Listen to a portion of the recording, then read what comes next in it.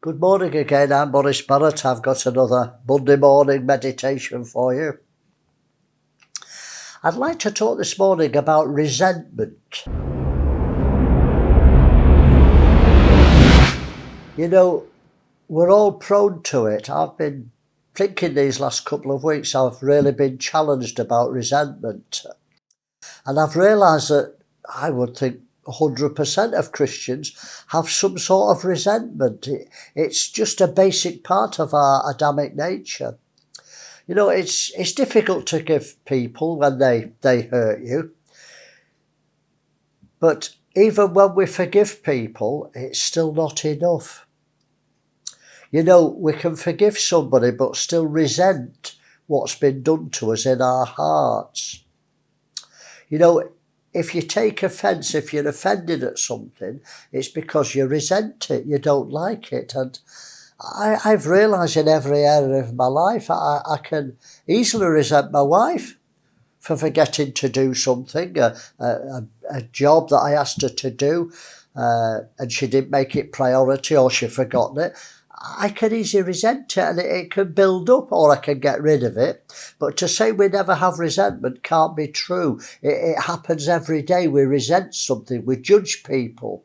We resent the way they dress, the way they drive. It's so easy. And often criticism exposes resentment. You know, if I criticise somebody, like I've just said, the way they drive, I resent. Why are they driving like that? I'm criticising them, but it shows resentment in their hearts. When somebody hasn't done something the way we'd like it or up to our standards. And resentment can lead to anger. You know, if you resent something, it's a little bit of maybe bitterness, I don't know. But it's certainly the root of anger. We're angry at something, we resent it. And it's the root of murder. It's a long way off murder, but anger is the roots and seeds of murder. According to Jesus on the Sermon on the Mount, let me read it to you. Matthew 5, verse 21. Jesus said, "You've heard it said by them of old time, you shall not kill. And whoever shall kill shall be in danger of the judgment. But I say unto you, whosoever is angry with his brother without a cause shall be in danger of the judgment." Because it's the roots of murder. Murder is only uncontrolled anger.